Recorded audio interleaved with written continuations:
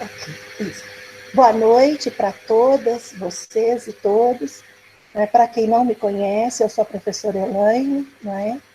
E esse encontro de hoje, a gente está fazendo uma parceria com o professor Cláudio, do Departamento de Educação, que já trabalhou com essa disciplina de escrita acadêmica, não é? E junto com essa disciplina de escrita acadêmica, eu também fiz o convite para os estudantes de licenciatura da disciplina de pesquisa em educação, para que juntos a gente pudesse ter um encontro no qual a gente conversaria sobre a escrita acadêmica. Tá? Cláudio, se você quiser dar uma palavra antes da gente começar.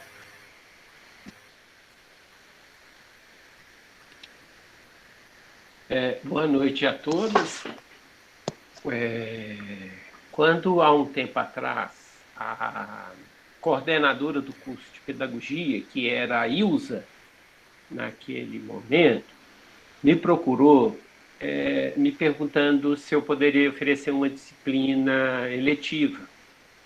E aí eu falei com ela que já desde a graduação, na verdade, desde mesmo antes de entrar no serviço público, desde 2005,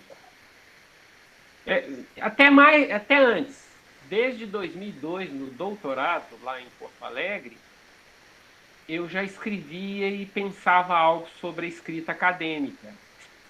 Primeiramente, interessado na minha própria escrita, né? Como é que eu poderia sistematizar a minha escrita de forma acadêmica com mais qualidade.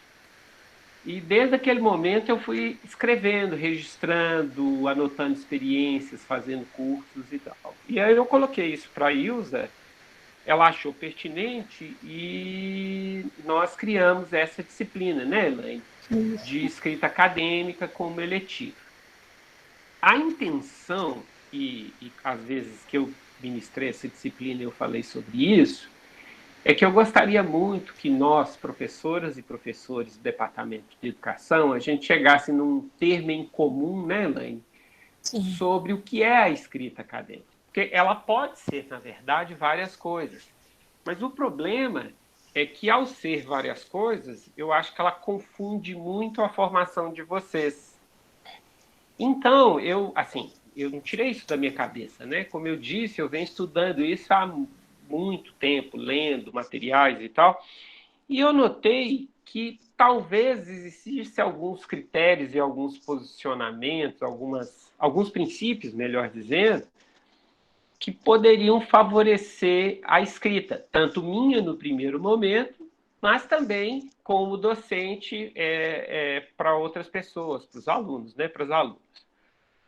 A partir de 2005, quando eu comecei a atuar num curso de pós-graduação lá em Itaúna, na Universidade de Itaúna, eu comecei a experimentar e vi que algumas coisas estavam dando certo, outras não, e a gente vai modificando.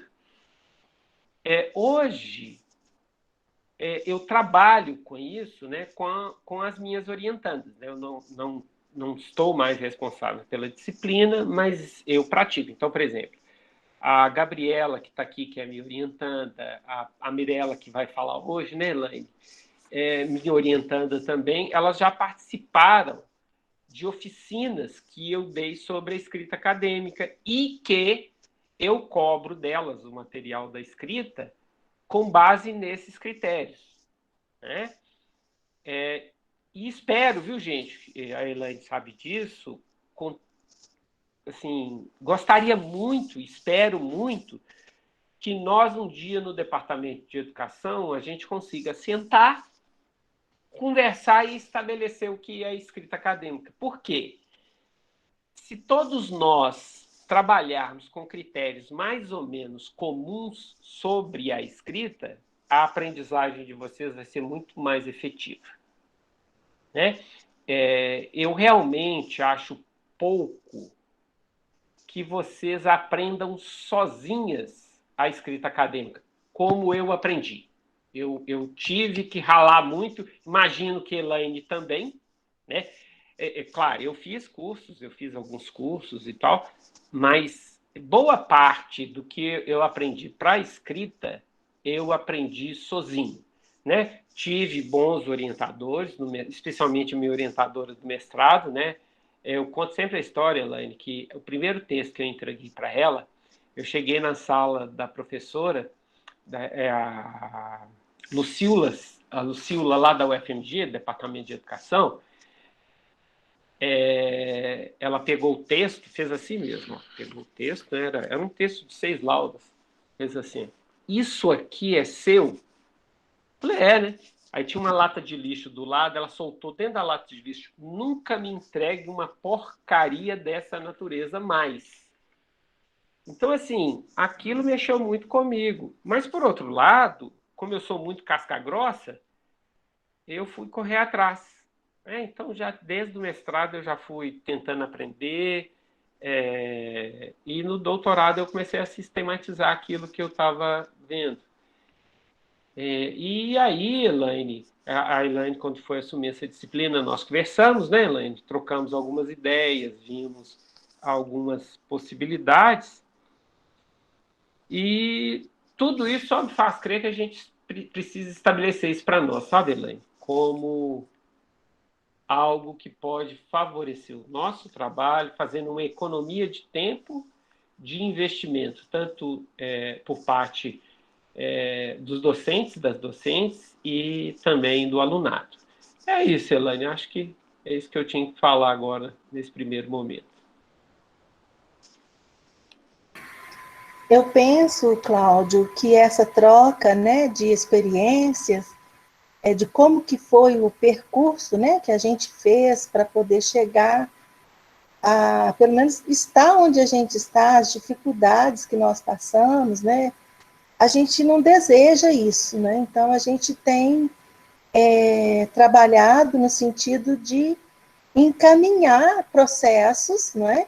E esse movimento que nós estamos fazendo, nós dois, é um movimento, para mim, interessantíssimo, né? Porque você pode compartilhar com alguém as experiências que você está fazendo e que são bacanas, e a resposta que eu tive dos estudantes com essa proposta, você vê, nós estamos aqui numa sexta-feira com 45 pessoas interessadas em saber sobre essa temática, não é? Em discutir um pouco mais, isso é muito importante. E aí a gente fez uma proposta de trabalho dividindo. Hoje nós vamos falar um pouco da escrita acadêmica na perspectiva da graduação, por isso a gente convidou, quero que a Mirella se apresente. Por favor, Mirella, se apresente aí para nós, né? Se você tem câmera, abra aí para a gente poder te ver. Isso. Oi, gente, boa noite. Eu sou a Mirella, sou aluna da graduação do último período de Pedagogia. E já está quase aluna do mestrado. Ela foi Deus quiser. Coisa boa, hein? Deus quiser, não. Deus já fez a parte dele. Você já está lá, seu mérito. Aí, agora é só matricular, não vem, não? Não vem, não, hein? Tem mais coisa, né? Mas é só isso. Por enquanto, né, Mirella? E fique aí, Mirella, que já já eu vou dar a palavra para você. Então, esse primeiro encontro é um encontro que a gente vai conversar com a Mirella, nessa perspectiva, né, de uma estudante da graduação, que já pleiteou o mestrado, né, que fez o processo, que passou por um processo de mestrado. Então, a gente tem essa expectativa para todos vocês, não é? Todos vocês que estão na graduação, fazendo aí a sua licenciatura ou não, né, ou uma outra graduação, vocês vão, com certeza, encaminhar a vida de vocês nessa direção, não é? E uma outra coisa que eu gostaria de dizer, Mirella, e dizendo dessa importância, né, dessa temática, eu pedi que as pessoas colocassem aqui no chat de onde que elas estão acompanhando esse nosso encontro, né? E a gente vai percebendo o quanto as pessoas estão, assim, preocupadas com esse trabalho, não é? E tem uma pessoa muito querida minha aqui nessa live, que é o Christian, não é? Ele chegou agorinha, né? Christian é um estudante que eu tenho, assim, uma admiração profunda por ele. Ele trabalhou comigo em alguns momentos nos nossos grupos de trabalho, E ele está aí, sexta-feira, e buscando essas informações. Assim como muitos de vocês que estão passando por esse momento que Cláudio fala, né, de, às vezes, definir sozinho o caminho da trilha da escrita acadêmica, e a gente pode realmente criar trajetos que favoreçam esse encontro, né, que favoreçam essa finalização. Então, vou deixar a Mirella falar, não vou ocupar mais aqui, e a gente está aqui atento à sua fala, Mirella. Sinta-se à vontade, tá? Obrigada, Elaine, pelo convite, o professor Cláudio por ter me convidado para participar dessa live com vocês. Então, como eu já tinha falado, eu sou graduanda agora, que eu formo agora dia 30, se os professores postarem as notas, né? E aí, se Deus quiser, eu vou começar no mestrado. Aí, eu pensei em falar um pouco da minha trajetória na graduação, eu faço pedagogia aí na UFLA mesmo, e quando eu comecei, eu achava que eu escrevia super bem, né, que eu tinha ido super bem no Enem, então eu achei que eu era topzera. Eu lembro que no 5º período, mais ou menos, eu fiz escola e currículo com o professor Cláudio, e um dia ele chegou na minha sala e falou que a minha turma escrevia muito mal, e aquilo me incomodou. Eu falei, gente, como que a turma escreve mal? Se eu acho que eu escrevo super bem. Aí, eu ainda fazia um projeto de extensão, e o meu orientador nunca tinha falado nada, então, assim, para mim, eu estava sendo a rainha do chuchu. Aí, eu falei, bom, então, vamos tentar. Aí, eu falei com o Cláudio falou, então, vamos fazer uma pesquisa, né, a gente faz uma iniciação científica do CNPq. Aí, eu aceitei, e a gente começou aí eu comecei a pesquisar, que foi o meu TCC, que são os canais de aprendizagem, junto com o Cláudio. Aí ele falou o seguinte, ó, leia alguns textos que eu tinha que fazer algumas resenhas e a gente discute a partir daí. E me deu um manual de escrita acadêmica. Eu li, falei, beleza, fui escrever a primeira resenha. Quase que ele jogou no lixo também. Quantas vezes eu escrevi através daquele texto, não está escrito. Ele me xingou umas 5 vezes, até que eu entendi que através não era do jeito que eu queria usar.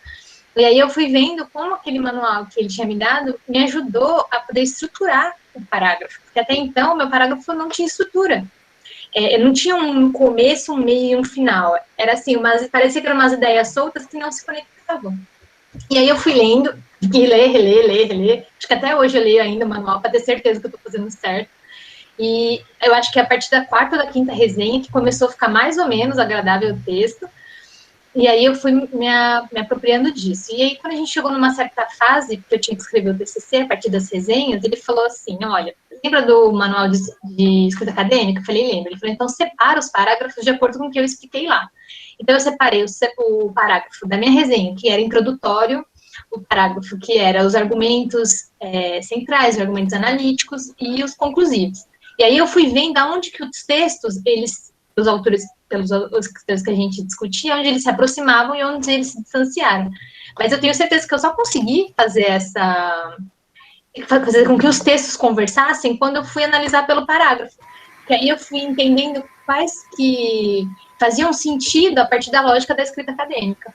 E aí eu consegui separar as resenhas que eu já tinha feito, coloquei no texto, né? E aí eu fui percebendo o que ainda estava faltando, o que estava demais, o que eu poderia, pesquisar mais na literatura para que o meu texto ficasse mais completo.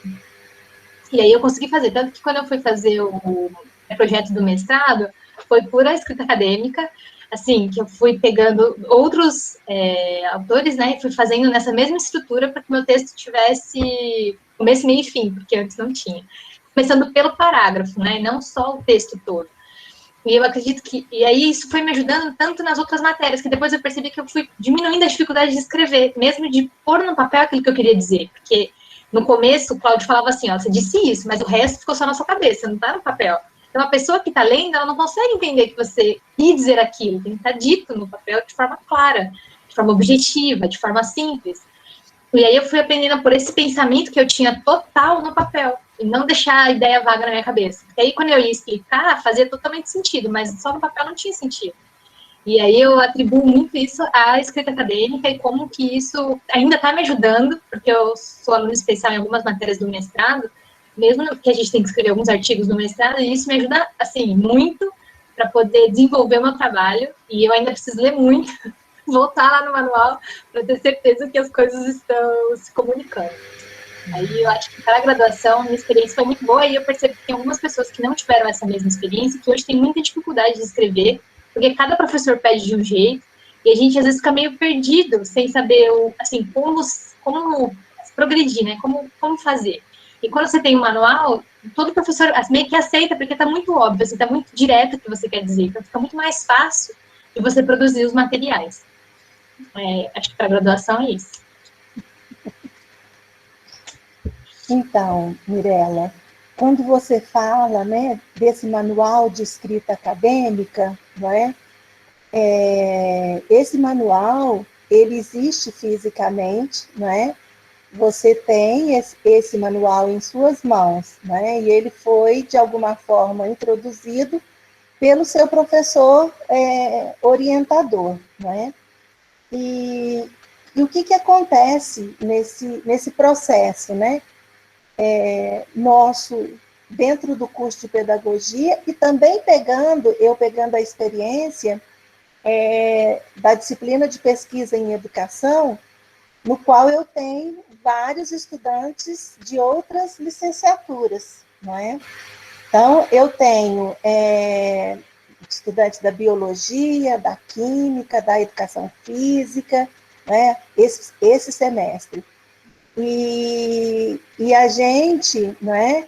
A gente precisa, e isso que a Nara está colocando, precisamos de um material como esse urgente, né? Urgente, para que a gente possa definir. E junto, concomitante com isso, a gente tem o manual de normalização da UFLA, não é? Aí eu queria te perguntar, Mirella, quando que o manual de normalização da UFLA chegou na sua vida acadêmica, não é? Quando eu fui entregar o meu texto que a gente produziu no projeto de extensão, que é as normas. A UFLA, assim, que a UFLA fala, né? E a gente foi pesquisar lá no site da UFLA direitinho, tem o manual, mas o manual da UFLA é diferente do manual da escrita acadêmica, porque o manual da UFLA é assim, tamanho de letra, espaçamento. É o formato. É o formato, mas não o conteúdo. E o manual de escrita acadêmica é como produzir o conteúdo para depois se jogar no formato. Então, os dois manuais, eles meio que entram juntos. E o bom do manual da UFLA é que você meio que decora, assim, o espaçamento é tal coisa você faz aquilo, ele segue uma lógica, né? E o manual de escrita acadêmica é o jeito que você vai desenvolver o seu texto que vai fazer a lógica, assim, a lógica por si só não está pronta, você tem que vai produzir ele, né? Por isso que eu acho que eles andam juntos. Sim. Assim, são dois manuais, eles andam juntos. Porque eu acho importante a gente dizer dessa diferença dos dois, né, e em que momento que eles vão conversar.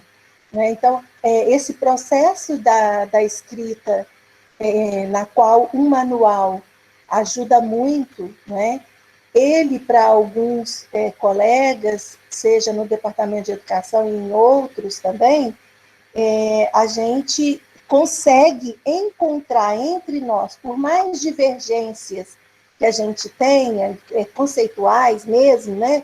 A gente consegue encontrar mecanismos que ninguém vai negar, né? Porque um parágrafo bem estruturado, com início, meio e fim, não é? Onde as palavras não se perdem, ninguém vai dizer que não vai funcionar, não é? Uma parte, assim, eu acho que realmente vocês do DED deveriam conversar, os professores, porque cada professor pede de uma forma. E aí, às vezes, dos primeiros, assim, como eu só fui ter contato com o Cláudio no 5º período. Nos primeiros períodos, que, assim, eu acho que é mais essencial para quando a gente está entrando na graduação, cada um pedia de uma forma, e aí você ficava, assim, perdida, porque às vezes era fichamento, mas mesmo no fichamento não tinha uma normatização. Eu acho que se os professores pedissem mais ou menos da mesma forma, ia estruturando o pensamento já pressionando, sabe? Ia ficar mais fácil o entendimento, que às vezes não é tão fácil. E para nós, na pedagogia, e eu acredito também que todas as licenciaturas têm uma disciplina que ela é introdutória, só contextualizando, né, teve um momento na universidade que a gente fez a experiência de ter um núcleo comum, né? Um núcleo de disciplinas que fossem comum a todos os cursos, né?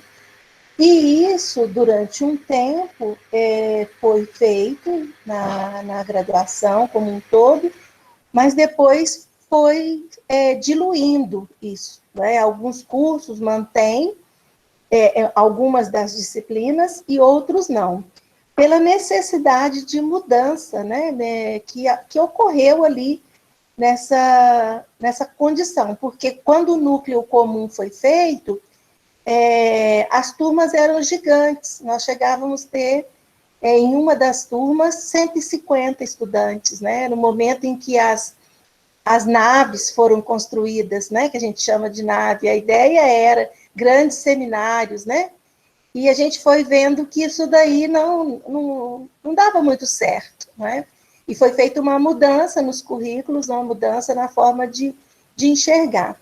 E no curso de pedagogia, se manteve a disciplina de textos, né, de escrita no início, no primeiro período, né, que é essa ideia, né, de inserir para a pedagogia essa primeira leitura. E nos cursos também de licenciatura, a gente vê que tem alguns cursos que mantiveram essa escrita, não é?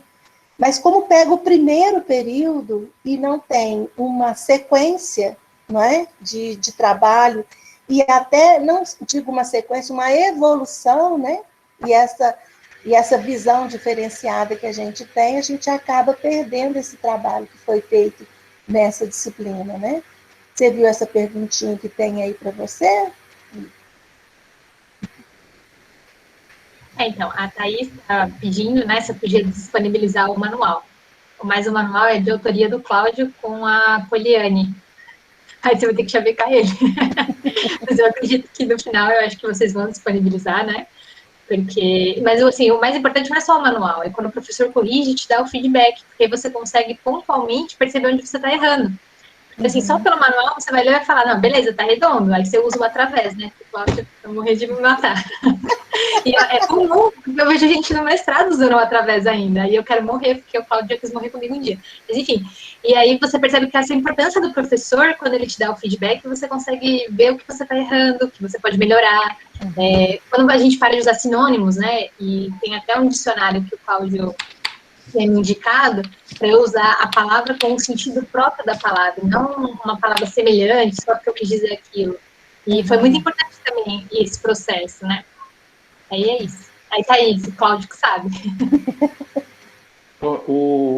Esse texto, né, que a gente, para facilitar o entendimento, chamou de manual, ele tem 20 e poucas laudas, né, Mirella?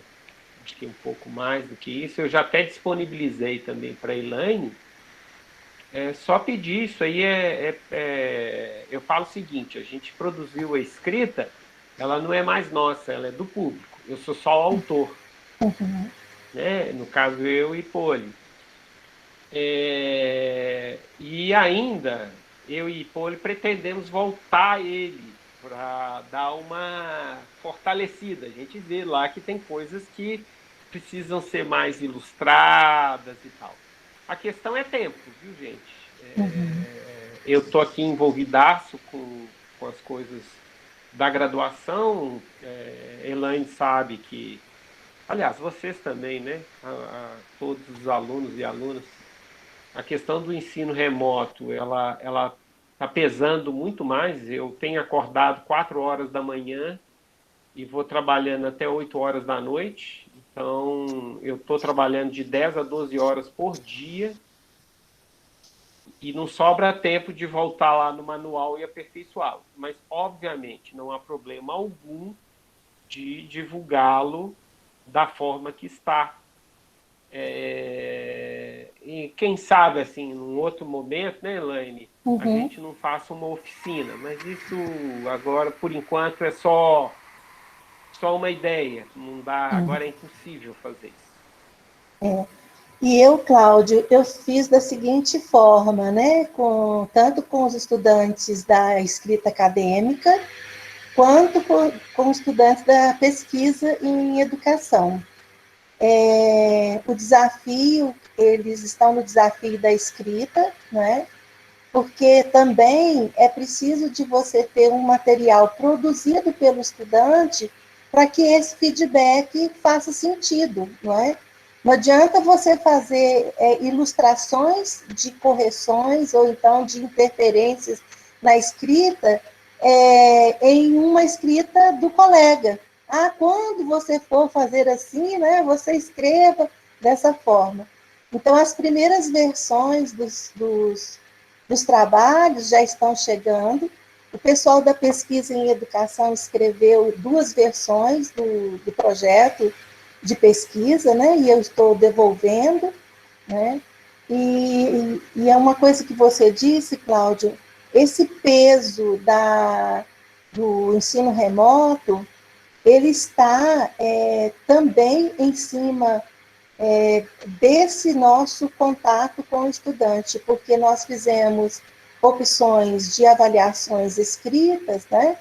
E esses retornos, os feedbacks, são fundamentais para que a gente conseguisse realmente escrever e ter uma produção, algo da autoria, porque você vai melhorando a sua escrita a partir daquilo que você escreveu e percebeu, né, que ou era tudo para botar no lixo, né, como a sua orientadora fez, ou eu posso pegar essa minha escrita e fazer essas conexões, aprendendo a escrever resenhas, né, aprendendo a escrever fichamentos que são importantes, não é, para esse trabalho.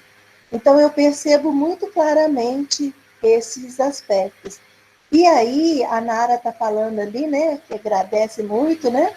Então, a gente pegar um material como esse, que tem esse norte, né, que é o que a gente vai finalizar nas disciplinas, principalmente a disciplina de pesquisa, né, observando isso e reescrevendo, porque a reescrita, ela é um exercício importantíssimo na escrita acadêmica.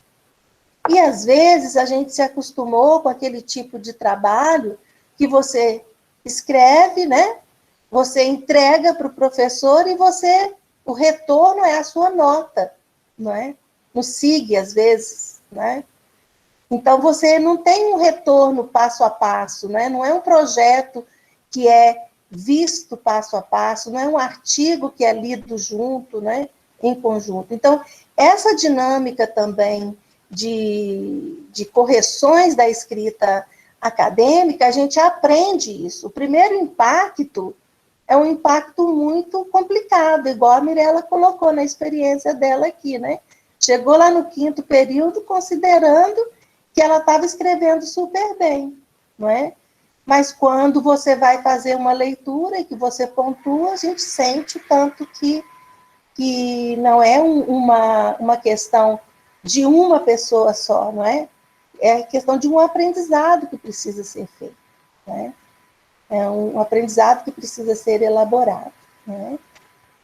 Vocês querem, então, fazer mais algum questionamento aí, aproveitando a presença da Mirella, principalmente essa questão, né?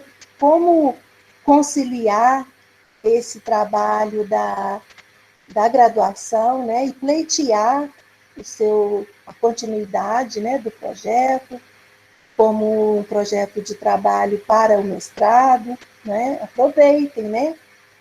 É uma pessoa que está com a experiência fresquinha aí para nós, né? Mirella, Oi. qual que foi o tipo de metodologia que você escolheu para o seu projeto? No TCC, eu escolhi a pesquisa bibliográfica, né? Claro, para a gente poder separar os termos em comum, e diário de pesquisa.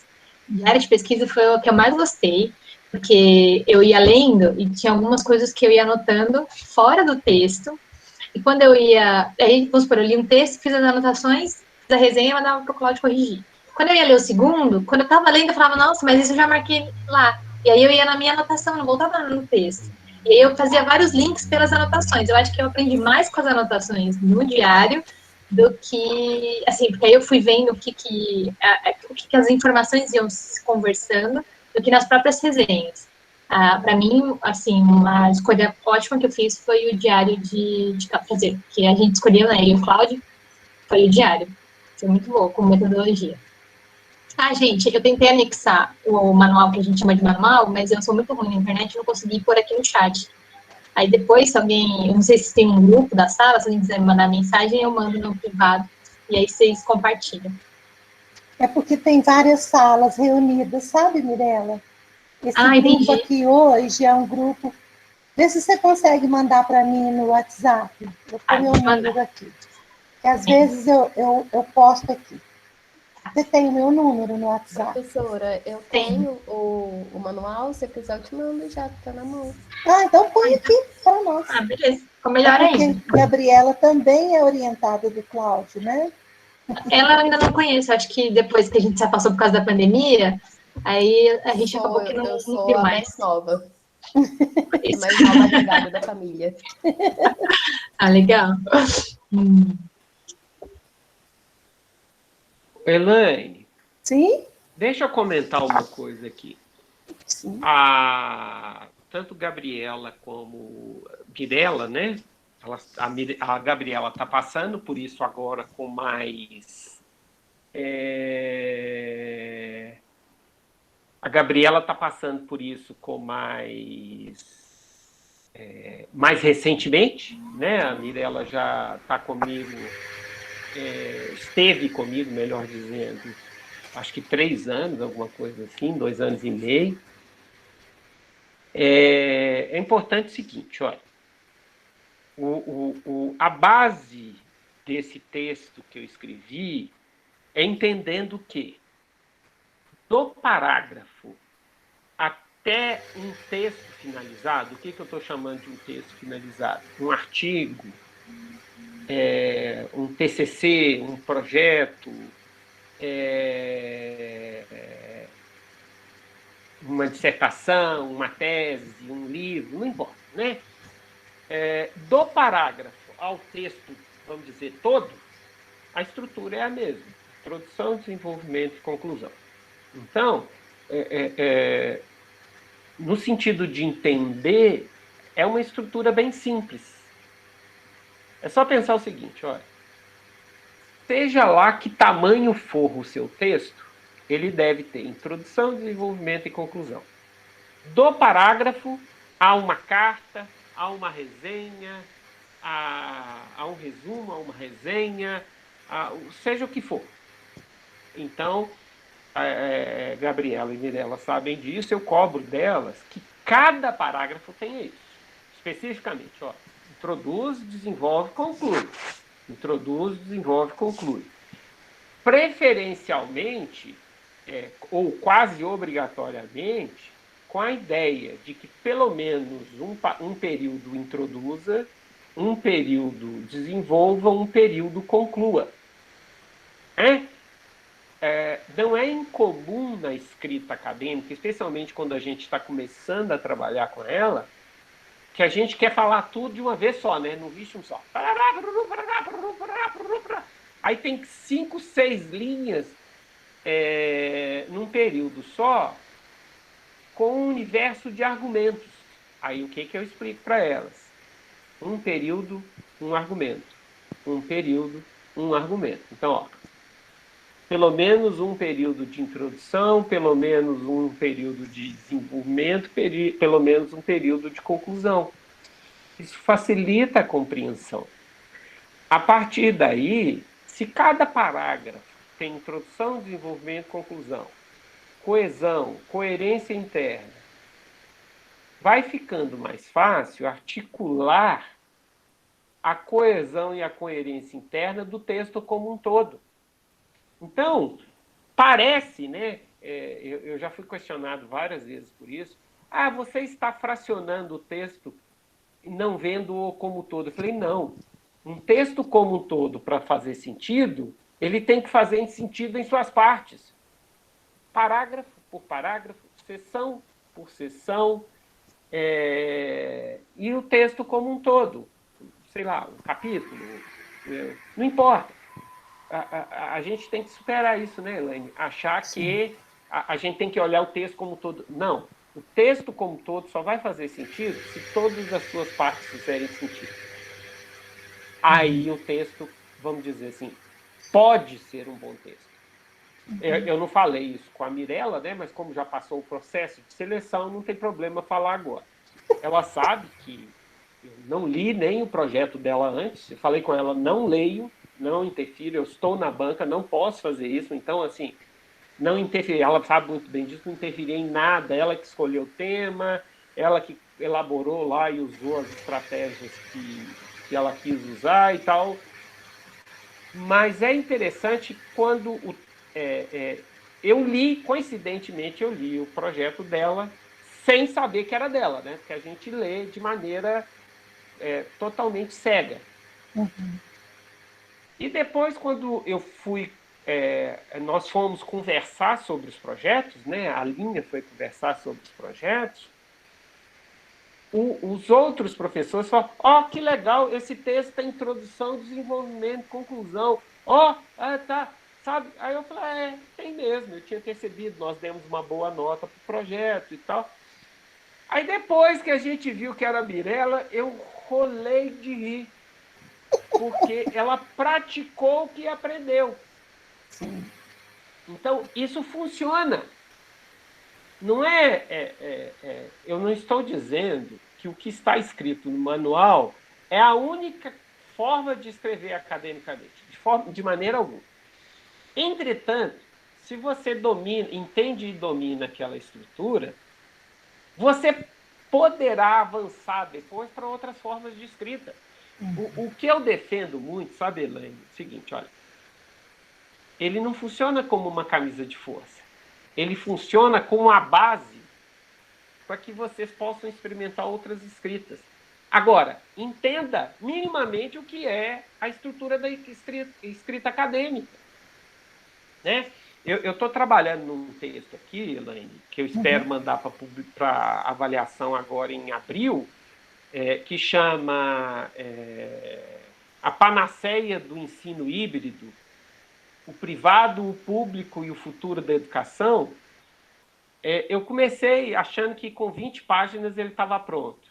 Cheguei a 25, não, estou terminando. Cheguei a 30, estou quase. Cheguei a 35, não, estou terminando. Eu estou a 40 e ainda estou encontrando coisa para escrever aqui. Por quê? Porque eu vi que a toda hora eu vou ajeitando e vejo que a estrutura me mostra que eu posso reorganizar. Então, eu não saio da estrutura, mas sim eu produzo pensamentos com a estrutura. Sim. Ou seja, é o tipo da lógica que permite pensarmos a escrita acadêmica. Ela não é algo que amarra e engessa a escrita acadêmica. Ela encaminha, ela aponta, ela facilita a produção de pensamento com argumentos de outros autores. Né? A Mirella falou assim, o Cláudio sempre pedia as resenhas. Sim, eu quero que vocês entendam, eu falo isso muito com Gabriela e Mirella, vocês precisam entender os argumentos dos autores, para depois usá-los. E só vai entender se você resenhar o texto. Eu sei que não é unanimidade o que eu vou falar, mas tanto na graduação como no mestrado, eu falo assim, olha, vocês não têm direito de interpretar os autores. Vocês têm que entender os autores. Sabe? A gente, na graduação, no mestrado ou mesmo no doutorado, sinceramente, ainda a gente tem que remar muito para poder interpretar autores. Sabe? Né, Léo? Muito, muito. Então, até hoje, né? Eu estou já há quantos anos? Vou fazer quase... tem 16 anos que eu terminei meu doutorado. Eu não interpreto o autor de jeito nenhum até hoje. Eu entendo os argumentos que os autores estão dizendo. E, na minha opinião, uma excelente ferramenta para fazer isso é resenhar. Resenhar como? Com suas palavras, os argumentos dos autores. Como é que a gente faz isso? Parágrafo por parágrafo, do início ao fim ao texto. Dá trabalho, gente? Dá, muito. Né, Mirella? Né, Gabriela? Dá muito trabalho. mas você tem assim, todos nós temos assim, ferramentas, mecanismos e procedimentos que, independente se eu sei mais ou menos sobre aquele texto, sobre aquele conceito, sobre aquela noção, ou das minhas dificuldades de escrita, as ferramentas vão ajudar a ambas as coisas, ou seja, entender melhor os autores e entender como eu posso produzir minha escrita com melhor qualidade. Sim. Não grifar também é muito importante. Com certeza, a Gabriela lembra da oficina.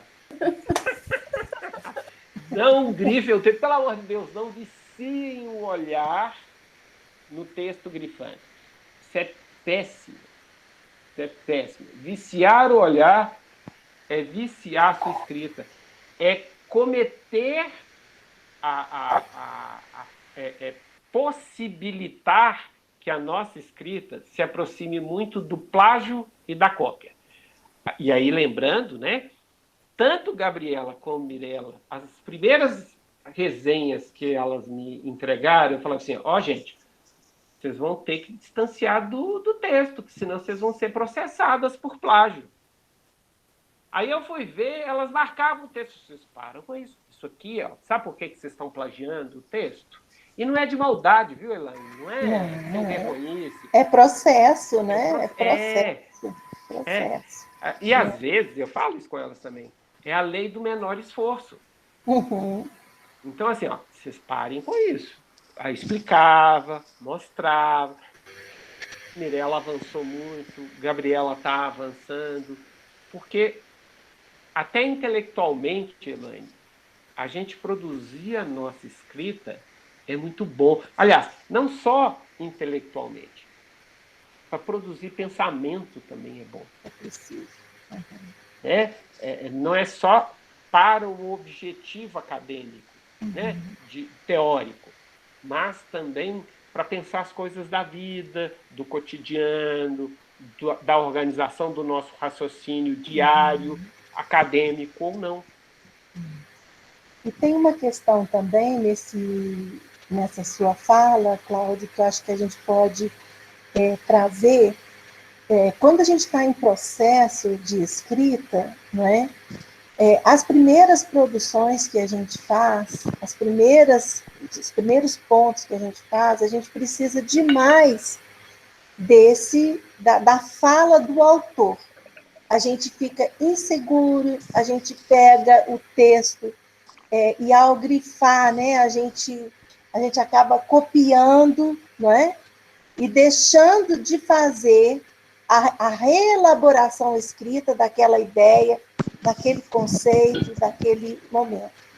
E uma das coisas que, para mim, fez muita diferença, quando eu estava na minha primeira pós que eu fiz, eu não tive esse exercício de escrita acadêmica, porque eu também sou de uma geração bastante diferente, né, dos estudantes, mas eu tinha o privilégio de ter um professor que ele escreveu um livro que chamava-se Ler e Tomar Notas, não é? E esse livro, ele foi ensinando para a gente essa forma de escrita, esse caminho da escrita, a partir de anotações que eram feitas na época em fichamentos, né? Fichamentos manuais, no qual ele trouxe isso que a gente está falando, né? Nessa necessidade da gente ter, às vezes, uma orientação. Ele trouxe um formato, ele trouxe uma forma de fazer essa escrita. E quando a gente se debruça sobre um texto, né? E a gente fala, não vou grifar, né? Não vou grifar mais. A gente começa a prestar mais atenção naquilo que o texto está dizendo. E a gente começa a fazer a leitura mais cuidadosa, não é? E uma das coisas que às vezes a gente não faz são essas anotações. Quando a Mirella mesmo colocou o diário dela de pesquisa, né, que o Trivinhos chama de diário de bordo do pesquisador, né, porque o diário de bordo, ele além de você fazer as conexões com os textos, você faz as conexões com as observações que você está fazendo do seu objeto de pesquisa, não é? Então, você amplia essa condição, não é?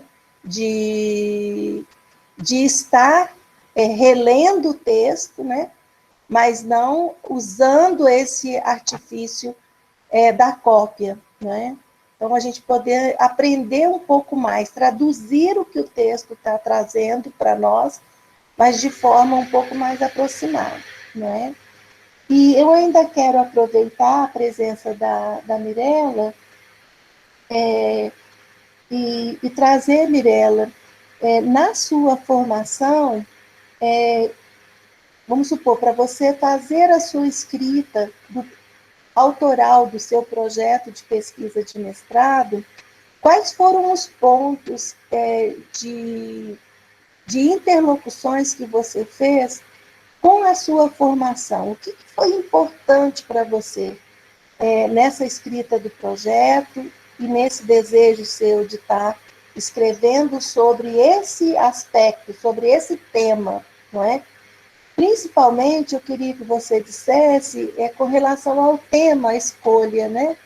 Porque o que eu vejo, Mirella, na experiência que eu estou tendo com a disciplina de pesquisa em educação, né? E também na disciplina de projetos interdisciplinares, quando a gente fala de um tema, né? Um tema para o estudo. Então, qual conexão que você fez? Em que você se baseou, né? Onde você se equilibrou para definir o seu tema e caminhar, né? Então, o meu tema para o mestrado, eu escolhi o ensino e aprendizagem no tempos de pandemia, avanços ou retrocessos. Esse foi o tema que eu escolhi. Porque eu tenho uma criança maior, né, de 7 anos que ele fez agora, e aí, na pandemia, ele está estudando em casa, né? Então, eu fui procurando alternativas para que eu pudesse ensiná-lo melhor. E ele é meu cobaia, ele é minha sobrinha que tem 8 anos, e aí tudo que eu vou aprendendo eu vou testando neles para ver se funciona. Então, a minha ideia para o pré-projeto foi para essa faixa etária, né? E para a gente verificar, e para eu verificar, né? Futuramente, como que isso se dava na escola pública e como que esses processos de aprendizagem aconteciam. E aí, como eu já era aluna do mestrado especial, eu fui primeiro delimitando a escola como uma ferramenta tecnológica e evoluindo, né? Então, eu peguei os textos que eu tinha na aula e fiz, mais ou menos assim, uma associação com essa ideia da escola evolução tecnológica. Depois eu falei do currículo, depois eu falei da pandemia, né? E dos processos de aprendizagem, como que isso estava se dando para a educação básica. Aí, depois até conversando com o Cláudio depois, né, que já passou o processo, ele falou, dessa faixa etária, a literatura não fala que não tem como, né, talvez a gente vai ter que dar uma adaptada, mas o Cláudio, não sei se ele vai ser meu orientador, mas acredito que não. E aí eu peguei nessa parte da tecnologia, porque é uma parte que eu gosto muito. Uhum. Aí foi isso. E aí, eu penso que você traz uma reflexão para nós, né? Tanto os estudantes da escrita acadêmica, que estão escrevendo um artigo, né? Quanto os da pesquisa em educação, que estão escrevendo projetos, fizeram definições de temas, não é? E geralmente, quando a gente escolhe um bom tema para a nossa escrita, igual quando o Cláudio fala, né? Ele está escrevendo o texto, quando ele lê o título da escrita que ele está fazendo, é algo que caminha coerente com as buscas que ele quer fazer, não é? Então, a escolha de um tema, ele pode delimitar para mim um caminho mais tranquilo da minha escrita, não é? Porque se eu faço uma escolha, às vezes, sem ter, primeiro, leituras quando você fala, Mirella, eu já estava fazendo disciplinas, né, do mestrado como aluna especial. Quer dizer, você tinha textos de leitura que garantiria que a escolha do seu tema encaminhasse bem, não é? Então, para eu escolher algo, um tema, eu preciso ler sobre ele, não é? Não é algo que eu nunca estudei, que eu nunca vi, que eu não tenho lastro, né? E que eu vou começar a fazer. E às vezes a gente faz escolhas muito nesse inverso, né? A gente quer, achando que a pesquisa vai resolver todas as minhas dúvidas, todas as minhas questões, não é? Não sei se Cláudio quer comentar sobre isso, né? Mas eu acho que é bem nessa direção, né? É preciso que você tenha um suporte, não é? Para que você consiga escrever. Então, o que eu sinto na graduação é que, às vezes, a gente fica muito sendo conduzido pelos textos das disciplinas do curso, e, às vezes, a gente não para fazer essas interlocuções, como se a gente não tivesse um diário de pesquisa, né? Às vezes, os textos que a gente leu anteriormente àquela pesquisa, a gente nem considera como textos para um lastro de escolha de tema e encaminhamento de uma escrita acadêmica, não é? Posso falar, Elaine? Sim. Na introdução desse manual, eu faço uma discussão sobre isso, sabe, Elaine? Falando o seguinte, olha, primeiro, a gente deve partir do campo onde nós estamos. Então, por exemplo, vocês escolheram, né, pelo menos a maioria que está aí, pelo menos eu imagino que seja a maioria que está assistindo, participando, escolheu a pedagogia. Então, qual que é o campo da pedagogia? É a educação. Então, a priori, vocês vão discutir, ou pelo menos a princípio, melhor dizendo, um tema que vocês vão elaborar para a TCC, por exemplo, é um tema do campo da educação, pela escolha. Se fosse um curso, sei lá, vou lembrar um curso aqui, administração, que tem aqui na UPA, o campo vai designar o TCC, um projeto, alguma coisa assim, vai ser delimitado por esse campo. Não faz sentido, por exemplo, na administração, desenvolver um TCC, um projeto, que seja da área de veterinária, por exemplo. Isso não faz sentido algum. Então, um fator central para essa escolha do tema, né, Elaine, é o curso que a gente escolhe. Sim. Isso já é um princípio. Eu estou falando de TCC. No mestrado e no doutorado, a gente faz outras coisas. Na graduação, eu fiz educação física, mestrado e doutorado em educação. Mudei o campo. Elaine fez a mesma coisa. Ela também tem um movimento diferenciado da graduação, mestrado e doutorado. Sim. Então, estou falando para a graduação, né? Esse é um primeiro, né, ponto. Um segundo ponto é aquilo que afeta, eu estou dizendo no sentido deleuziano, aquilo que nos afeta, move de alguma maneira conosco, que nos cria afetos teóricos, que é um pouco o que Mirella falou, por exemplo, seu projeto de mestrado. Ela trabalhou, ela desenvolveu um tema que, de uma maneira ou de outra, criou um afeto com ela. A afetou, é nesse sentido que eu estou dizendo, né? Algo que nos afeta. Uhum. Que pode ser do campo ao longo do curso de graduação, no caso da pedagogia, pode ser, sei lá, currículo, educação ambiental, formação de professores, política educacional, educação em tecnologia, educação em neurociência. O campo da educação ele é rico, extremamente rico, didática, metodologias e práticas de ensino. Nossa, aí dá para ficar falando a noite toda de temas aqui assim, relacionados, né, Elaine? Sim. No campo da educação. E aí, ó, escolhi o curso,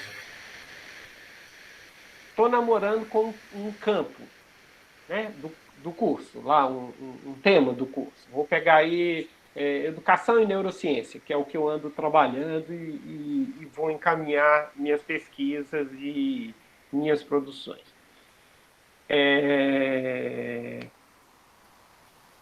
Eu vou começar a ler sobre o assunto, especificamente. De preferência, artigos. Por que artigos?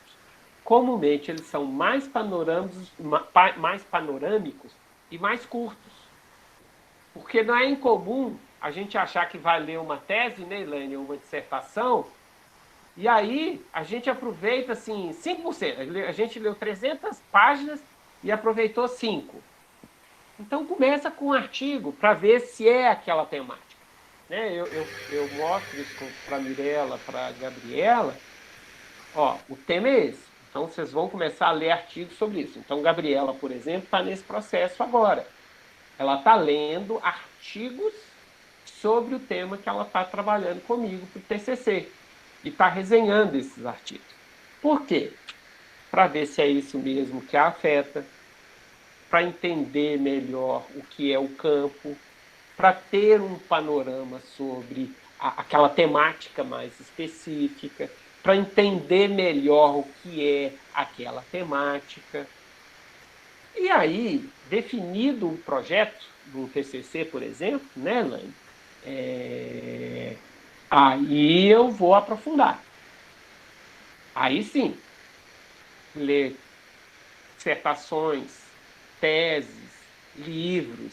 Se eu definir o tema, eu aprofundo. Agora, para definir o tema, não vale a pena, viu, moças? Lermos coisas muito amplas, livros, dissertações, teses, porque elas não são materiais que comumente são amplos. E, pelo contrário, uma dissertação, uma tese, né, Elaine, ela deve ser focada.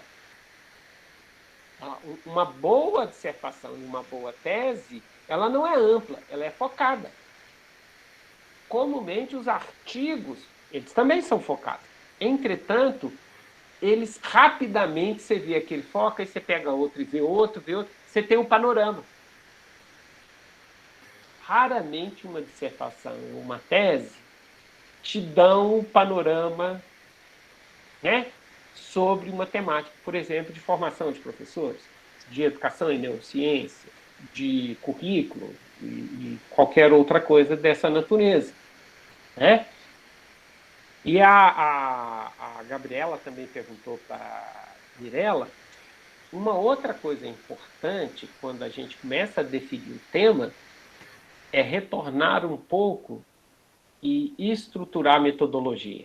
Porque aí eu vou ter um olhar, né? Eu literalmente aqui, ó, não sei se vocês notaram, eu estou com 2 óculos agora. Esse aqui é para perto e esse aqui é para longe, porque senão eu ficava assim, ó, não sei se vocês lembram, eu ficava assim para tentar ver. Aí eu já tô ficando velho. Imagina, Elaine, eu assim, então eu tomei vergonha na cara e mandei fazer esse aqui. O que eu quero dizer com isso? Uhum. O referencial teórico, metodológico, é igual o óculos que a gente coloca para ver o nosso tema. Se eu coloco esse óculos, eu enxergo determinadas coisas. Se eu coloco outro óculos, eu enxergo outras coisas. É isso que o referencial teórico faz conosco. Ele nos ajuda a enxergar determinadas coisas. Mas, com certeza, ele não vai nos permitir enxergar tudo. E não existe tudo. O que seria tudo em educação e neurociência? Eu não tenho a mínima ideia. Né? Porque pode ser tanta coisa. Então, o referencial teórico ajuda nessa definição também, né, Elaine? Ele põe um óculos sobre nós e fala assim, ó, então tá, eu escolhi o tema da educação e neurociência. Eu vou citar agora uma orientando, a Michele. A Michele está trabalhando com o impacto, ou melhor dizendo, a importância do circuitário das emoções, que é um circuito que existe no cérebro para a aprendizagem infantil. Olha que coisa específica, focada dentro do tema neurociência. Ou seja, a Michele definiu o seu subtema. Como é que ela fez isso? Utilizando de diário de campo, utilizando diário de pesquisa, utilizando de revisão bibliográfica, e vai trabalhar com uma meta-análise.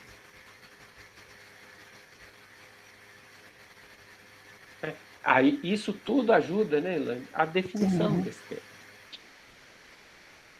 O que é meta-análise? É isso, Elaine. A Gabriela assustou ali com a meta-análise. Eu não sei. O que é? O que é meta-análise? O que é, Gabriela? O que é meta-análise? O que é meta-análise? É. Olha, vamos lá.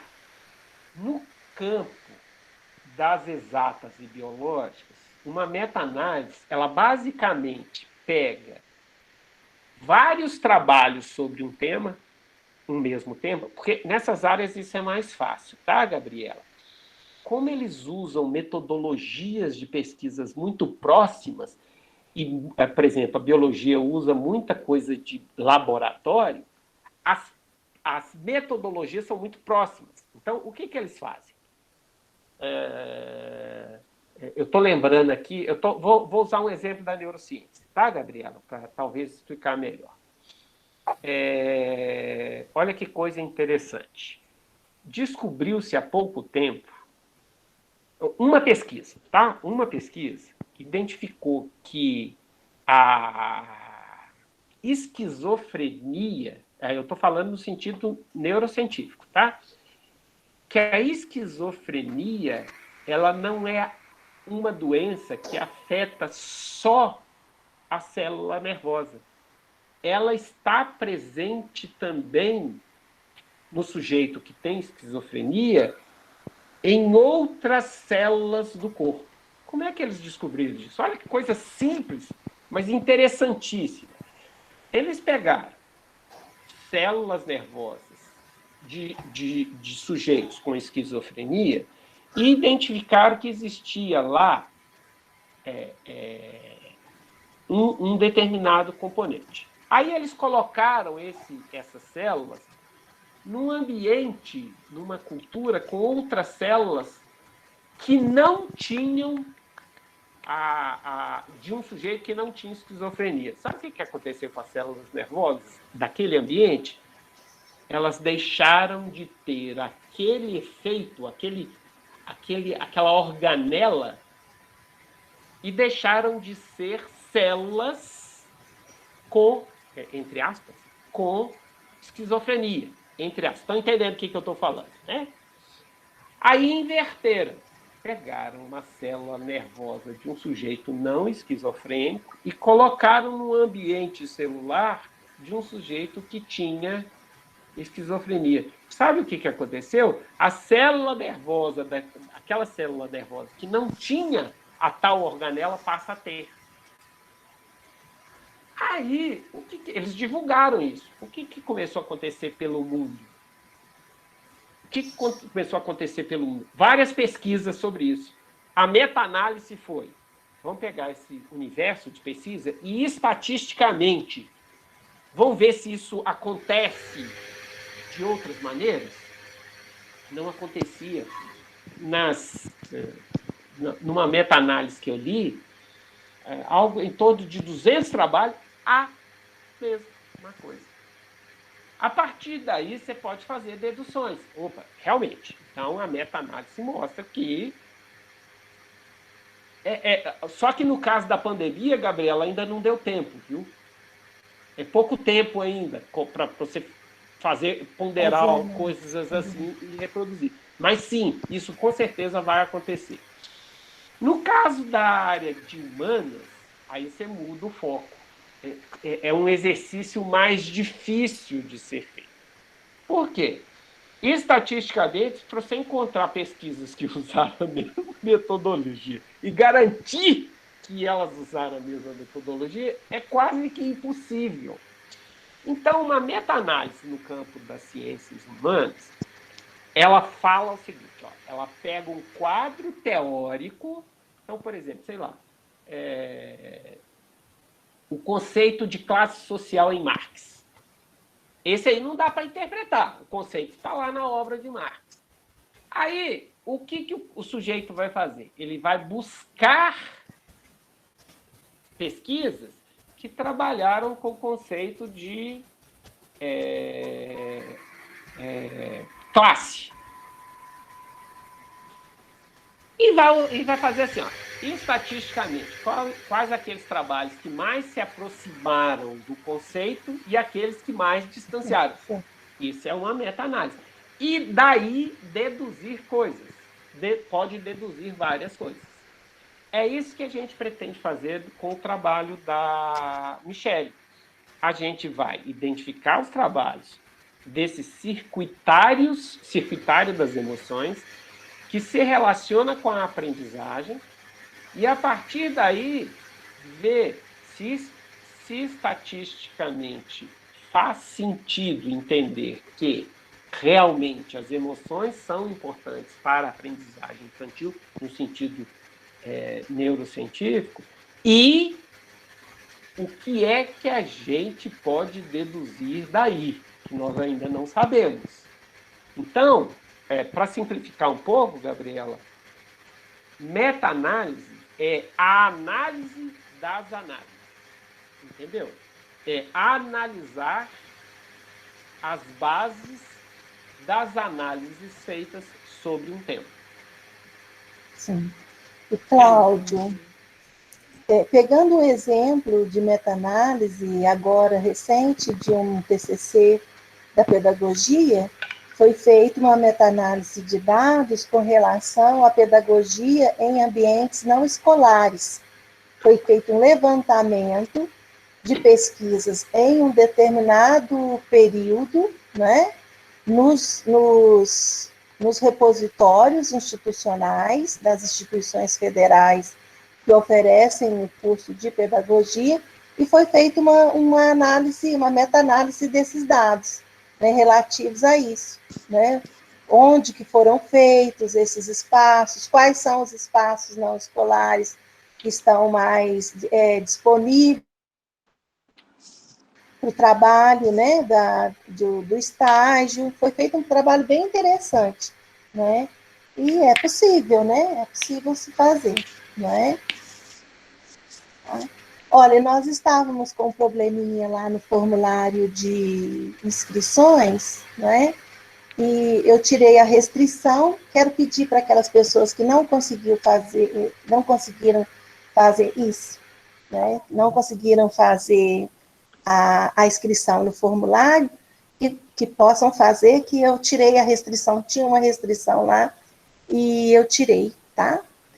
Bem, alguém mais quer fazer algum questionamento? Aproveitar, né, gente, essa oportunidade. Eu falo que as nossas aulas, tanto de pesquisa quanto de escrita, as nossas lives, elas são lives muito interessantes. Eu tenho gostado muito da forma como a gente tem conduzido o trabalho, e a gente tem aproveitado bastante esse conhecimento. E agora, o que a gente vai fazer?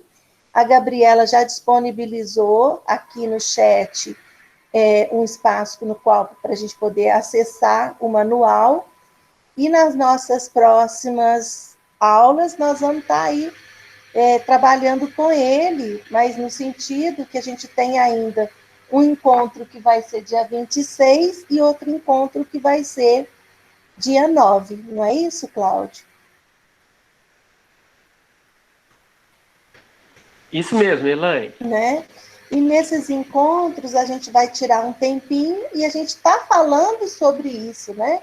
Esses encontros a gente está levantando esses questionamentos, né? Procurar trabalhar a escrita acadêmica de forma que ela passe a ser um objetivo nosso na nossa graduação. e não uma obrigação de TCC de final de curso, né? Porque a autoria, ela precisa ser desenvolvida em nós. Então, a gente precisa aprender a escrita, né? E não é algo fácil.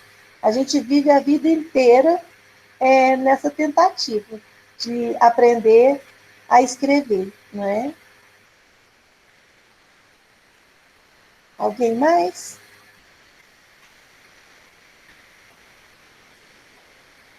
Será que é possível quem puder abrir a câmera só para a gente tirar uma foto, um print aí da tela, né, Cláudio, para ficar de registro? Elaine, deixa eu só comentar uma coisa, última. Olha,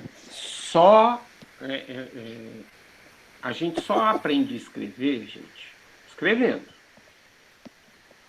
É isso? Então, Mirella sabe muito bem. Reescreve, Mirella, reescreve, reescreve, tá bom, reescreve, reescreve.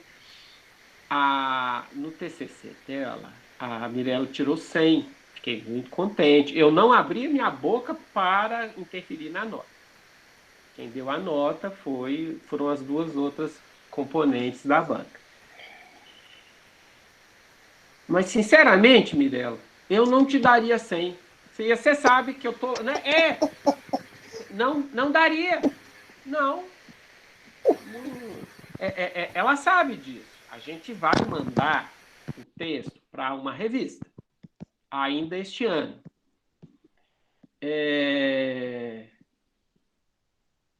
Eu falei, Mirella, eu falei com ela, eu queria que antes de você defender, o seu TCC já estivesse mais com a cara do artigo. Mas eu sei que eu só vou conseguir isso com você lá para agosto. Como você precisa defender agora, filha? Vamos parar por aqui. Não foi isso, Mirella?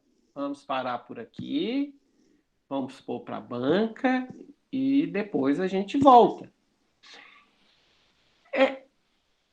Porque a escrita, primeiro, eu acho que tem dois processos, sabe, Elaine? Primeiro, aquela aprendizagem é igual atividade física, é igual aprender um arremesso em suspensão de handball, um arremesso de basquete. Você tem que repetir, repetir, errar, errar, errar, corrigir. Essa é a escrita acadêmica. Esse é um primeiro momento. Um segundo momento, quando a gente pega o jeito, aí a gente começa a intelectualizar com a escrita. E aí faz, reescreve, faz. Até quando você chega assim, ó, não foi a escrita que terminou, fui eu que terminei com a escrita. Porque ela ainda pode ser melhorada, sempre. Sempre. Só que vai ter uma hora que a Mirella tem que defender, que a Elaine tem que defender a dissertação e a tese dela, que o Cláudio tem que defender o mestrado e o doutorado. Gente, isso ficou tão evidente para mim quando eu terminei o doutorado sobre jogos eletrônicos. Um ano depois, eu tive a sorte de apresentar um trabalho num evento e um editor da editora Papyrus estava presente. Falei assim, me manda seu trabalho, a sua tese, gostei muito. Eu vou avaliar e sugerir lá para Papyrus. Mandei, falou, olha, eles toparam, mas você está disposto a reescrever? Falei, tô. Elaine, 6 meses de reescrita para sair o livro.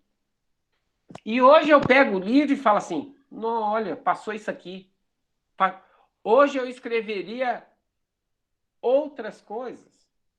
Então, a escrita nunca acaba. É a gente que acaba com a escrita, no sentido de prazos, é o que eu estou vivendo agora com esse artigo. Né? Mas, de qualquer forma, vocês não podem ter preguiça com a escrita. Não pode. É muito comum e chega a ser engraçado. Tanto alunos de graduação, né, como Mirella, tipo assim, puta merda, o Cláudio é chato pra caramba, bicho, eu não aguento mais reescrever isso, cara, e ele ainda encontra coisas, ele... Pô, é assim mesmo. É assim. Então, eu até falo, Gabriela sabe, ela tá mais recente. Ó, eu funciono assim, você vai topar? Porque se não topar, é melhor procurar outro que... Né, a banda toca desse jeito. É reescrita, reescrita. Então, assim, para vocês aprenderem, para nós aprender, a escrita só se aprende escrevendo. É isso. É isso que eu queria deixar registrado aí para vocês. Deixa E eu, assim... Ai, desculpa, Elaine. Deixa eu abrir um parênteses. A primeira resenha que eu fiz com o Cláudio foi a seguinte. Ele deu uma oficina de escrita acadêmica e todo mundo, nossa, que legal, para escrever certinho. E eu ralei na minha primeira resenha, quando eu vejo o Cláudio. Você vai ter que refazer sua resenha. Não ficou bom o suficiente. E eu só chorando, assim. Reescrevi a minha resenha 3 vezes para ficar pelo menos aceitável, né, Cláudia? Sim. Ah, e eu tenho que lembrar também. O tema depois. A Sara eu não vi, a Sara também tá aí, a Sara também tá sofrendo comigo, coitada. Então, a Sara é outra também que tá remando, né, Sara? Que tá, assim, tentando entender como é que funciona. E é sempre assim mesmo, viu, gente? Algumas pessoas têm mais facilidade, outras têm menos. Mas isso não quer dizer que, no final, a gente chegue igual, sabe? Eu sempre acredito o seguinte, a gente não precisa partir do mesmo lugar, todo mundo. Mas eu, como docente e orientador, eu tenho que batalhar que no final vocês cheguem mais próximas. E isso se torna muito evidente para mim. O quanto é prazeroso, sabe? Entender que eu recebo alunas, né, trabalho com alunas, que se iniciam em momentos, né, e condições diferentes de escrita, e que no final elas estão próximas, sabe? E isso me deixa muito contente, Elaine. Esse é uma coisa central e excepcional do nosso trabalho, né? Uhum. Eu, assim, Cláudio, eu tenho uma percepção de que nós, professores, a exigência dessa escrita também, à medida que você exige como professor, você tem que ter uma exigência com você dos retornos, né? O tanto que o estudante espera aquele feedback, o tanto que ele espera o retorno, que você leia, que você se debruce sobre a produção dele, né? Esse compromisso, né? É um compromisso com a escrita, né? Porque se o TCC chega na banca, ele não é só o TCC de um estudante, ele é o TCC de uma dupla, no mínimo, que é você, né? O orientador seu e o estudante, né? Então não dá para a gente não se comprometer com a escrita, não é? Não dá para a gente ler algo e dizer, não, vou deixar, né? Não dá para a gente fazer isso. E a gente tem que ter uma leitura sensível desses momentos em que o estudante está. Seja o momento da formação dele, né? Que está ali para encaminhar, o lugar que ele está, se é uma graduação, se é um mestrado, se é um doutorado, para que a gente possa fazer as exigências dentro de um patamar. Sim. Não é? Não, e outra coisa, Dani, o nível de nossa exigência também acaba dando um parâmetro do nosso trabalho. Então, assim, eu falo com as alunas, né? Assim, Gabriela, Mirella... Professor. A Samile também tá aí, Samile. Eu quero falar. Sofre comigo, mesmo processo, A galera toda aí. Só um minutinho. Oi, gente, boa noite. Eu também sou orientando do professor Cláudio. E eu queria só fazer uma costura nas falas, porque é o seguinte, eu já estou quase finalizando meu TCC, ainda falta um pouquinho, mas a gente está já, assim, escrevendo bem, né? E eu estou nessa fase que o professor está fazendo reavaliar as minhas resenhas. Eu já escrevi 5 ou 6 resenhas. Aí agora a gente está vendo quais os pontos que cada resenha traz. Então a gente tem que trabalhar todas. Na minha terceira resenha, lá no início, eu comecei a ler e eu falei assim, opa, essa escrita aqui, eu não voltei nelas. Eu fui fazendo 1, 2, 3, 4, 5 e não voltei nas primeiras, né? E o professor pediu para a gente dar uma reavaliada de novo, para a gente ver o que escreveu. Aí cheguei na terceira, comecei a ler o conteúdo, eu falei assim, opa, parece que não está muito batendo muito bem. Aí o que eu fiz, voltei no texto novamente, que eu li quase no ano passado, para poder reestruturar essa resenha que ele me pediu.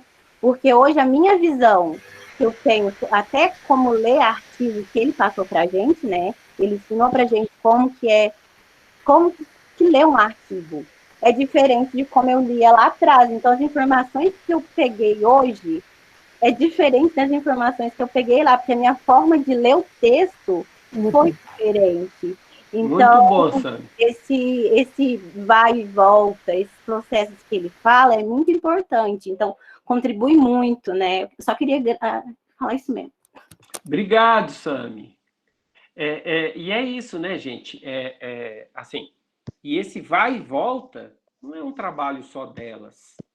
Vocês não imaginam o trabalho que me dá. Eu tô parado lá, eu acho que, parece que tem uma produção da Gabriela para eu ler, que eu ainda não dei conta. Tem uns 4 ou 5 que eu tenho que dar retorno, mas eu já expliquei.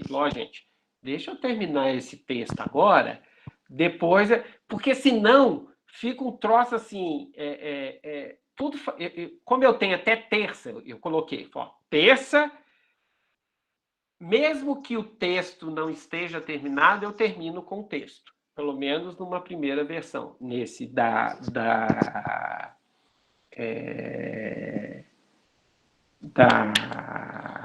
panaceia do ensino híbrido. E que é uma panaceia mesmo, viu, gente? A gente vai puxando o fio, é medonho o que eu estou encontrando com Fundação Lehman, com gente envolvida, dinheiro, é uma coisa assim, sabe? Supostos intelectuais da academia, é uma festa, mas vamos lá. Depois vocês vão ler, espero. Mas por que eu estou esperando um pouco? Porque vai dar trabalho ler e retornar para elas. E eu não posso, sabe, retornar isso que a Sam falou, esse vai e volta. Eu não posso falar assim, tá bom. Nenhuma delas recebeu até hoje de mim um texto falando assim, tá bom. Nunca. E nunca vão receber. Não tem tá bom. Pode melhorar nisso. Pode melhorar naquilo. Pode melhorar naquilo outro. É assim. Sabe? Esse negócio do tá bom limita a gente. Eu sempre falo assim, tá bom, mas sempre pode ficar melhor. Vamos lá. Vamos melhorar isso aí. Bem, Cláudia, por esse é o caminho mesmo, né? A gente sabe disso e aquilo, né? Eu penso que a escrita acadêmica, ela é algo do nosso aprendizado. E para mim, esse período foi um período muito desafiador, não é?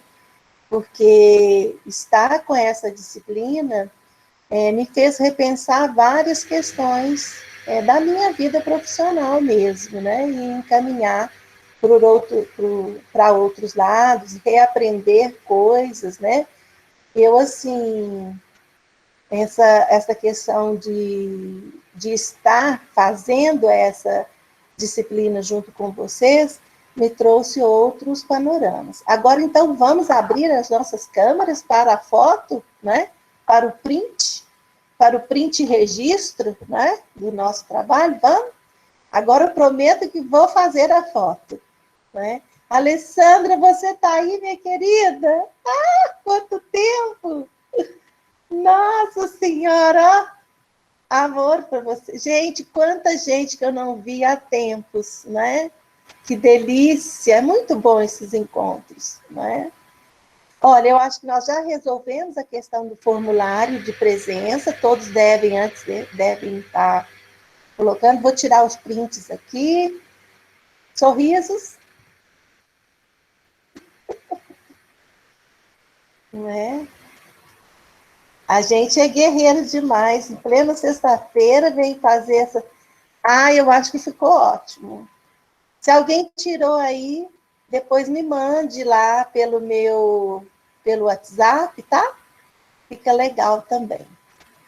Deu certo, deu certo. Obrigada, gente. Esse parágrafo está confuso. Isso mesmo, Gabriela. Parágrafo confuso aparece várias vezes, né? Pode reescrever esse parágrafo. Quer dizer, a gente, de alguma forma, ir se acostumando com esse processo, não considerar que esse é um processo, né, igual a gente fica com raiva, né? O professor fez isso, escrevi, tive tanto trabalho, igual a Gabriela chorando, né, Gabriela? Então, a gente vai aprendendo com esse trabalho. E, assim, não guardem as dúvidas, né? Às vezes a gente tem vergonha até de perguntar, né? Qual que é o caminho, por onde que se anda, quais são os processos, a gente tem uma dificuldade. E manual, né? Os dois manuais, eles têm que andar junto com a gente, tá? Então, a gente ainda vai ter um tempinho aí de conversar mais. Eu estou finalizando aqui, Cláudia, eu acho que é suficiente, não é? A gente já conversou bastante. Quero agradecer muito a Mirella por se dispor, né, a compartilhar as experiências dela com a gente, não é? Parabenizá-la mais uma vez, é muito bacana essa chegada. E quando a gente pensou em fazer, né, Cláudio, que a gente combinou, a gente não tinha essa dimensão que seria alguém que já tivesse passado no mestrado, mas foi muito bacana essa experiência que ela pôde compartilhar com a gente, não é? E vou me despedindo, Cláudio e Mirella, que querem fazer uma fala aí final. Não, eu só quero, assim, também... fui percebendo, né, que tem várias alunas aqui que eu dei aula, então é um prazer também revê-las nessa situação, né? Eu espero que... só que eu acho que só fisicamente, nem em agosto, viu, Elaine? Também não. Que só para o ano que vem, infelizmente. Mas aqui já é um prazer enorme revê-las, viu? Uhum. Agradeço a Elaine pela oportunidade. Bom estar presente com vocês. Parabéns, Mirella, também. E é de semana que vem, né, Elaine, que nós voltamos a nos encontrar? Nós voltamos a nos encontrar dia 26. Beleza, né? aí estarão também 3 orientandas do mestrado, já com o processo de escrita de outra maneira. Se vocês puderem estar presentes, vai ser muito bom, porque a gente vai evoluindo nesse processo e nas experiências, né, que a gente vai compartilhando, né? Mirella, cadê você? Quer se despedir? O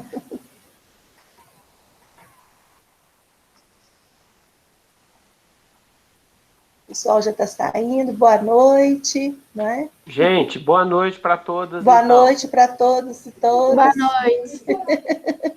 Eu vou lá mexer com as minhas obrigações domésticas. Obrigações domésticas agora, Cláudio? Terminar a janta, arrumar a cozinha. Nossa Senhora, hein?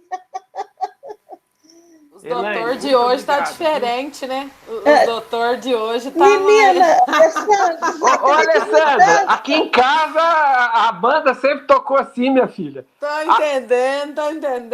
Agora, ainda mais. Olha o Miguel lá atrás. Acabou de passar aí. Aqui, ó, tá. Aí tem que acompanhar para casa, tem que acompanhar a aula. Ei, Miguel! E aí tem até a ver com o material que eu tô trabalhando.